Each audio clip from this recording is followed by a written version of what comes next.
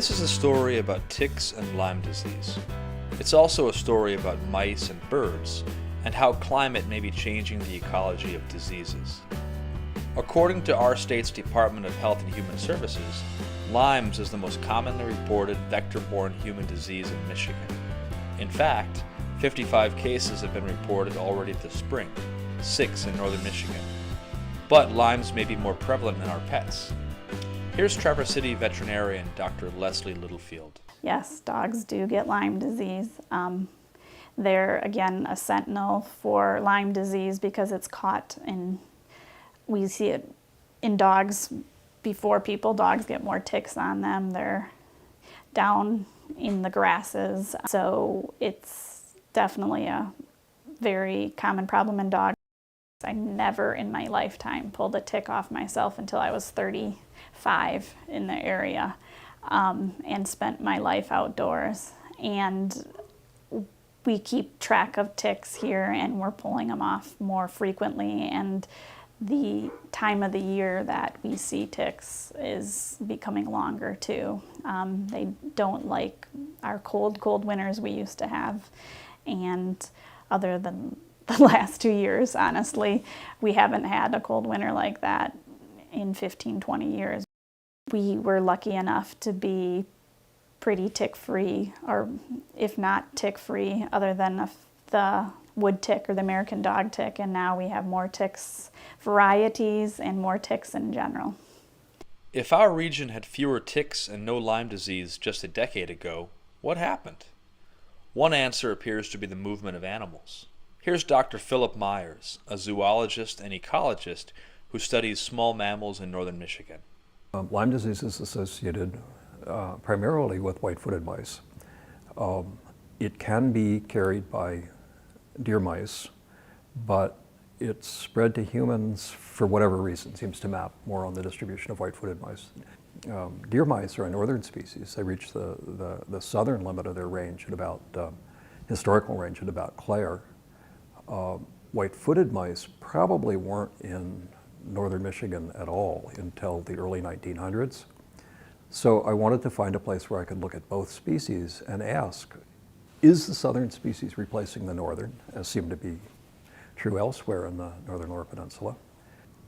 I now have 27 years of data. It turns out that the only thing that we could discover that affects the number of mice is the weather, and what really seems to matter is how early winter conditions end. If winter is short, if it ends early, the southern species, the white-footed mice, have a huge advantage. Their numbers just take off. In the Upper Peninsula, the commonest species of mammals in many sites are white-footed mice. They weren't even there 30 years ago. So it's a completely new addition to that fauna. Southern flying squirrels are also completely new. Myers points out that the explosive growth in the white-footed mouse populations and their movement north reflects a similar movement by many rodent species. We focused on 8 species in particular, and pulled out all the historical records and compared them to what we're seeing now. The result is that of those 8 species, every one of them showed evidence of northward movement. And in some cases, the movement was as much as 200 kilometers, so very substantial. It's more than a coincidence that they're all moving northward. New bird and tick species appear to be frequenting northern Michigan too. Just last summer, Traverse City-based avian parasitologist Dr. William Scharf reported the first occurrence of a southern species of tick in our region.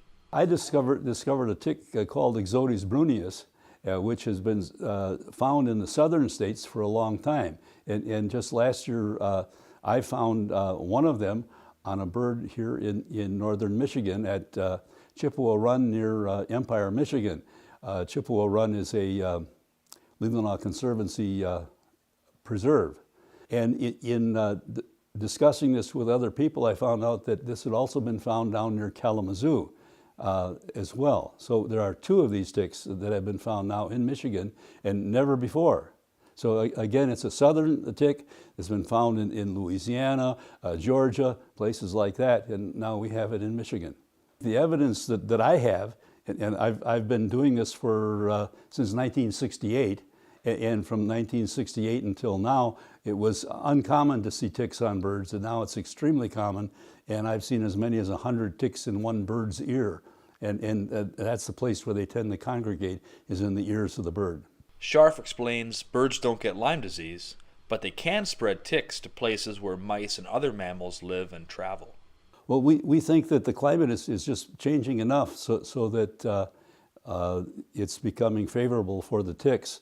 And not only that, but the ticks are able to hitch a ride on the birds and stay on the birds longer. The fact is that the birds act as carriers for the ticks and spread them around as they come from South and Central America. These ticks are then going to fall off the birds and then parasitize small mammals and occasionally larger mammals like deer.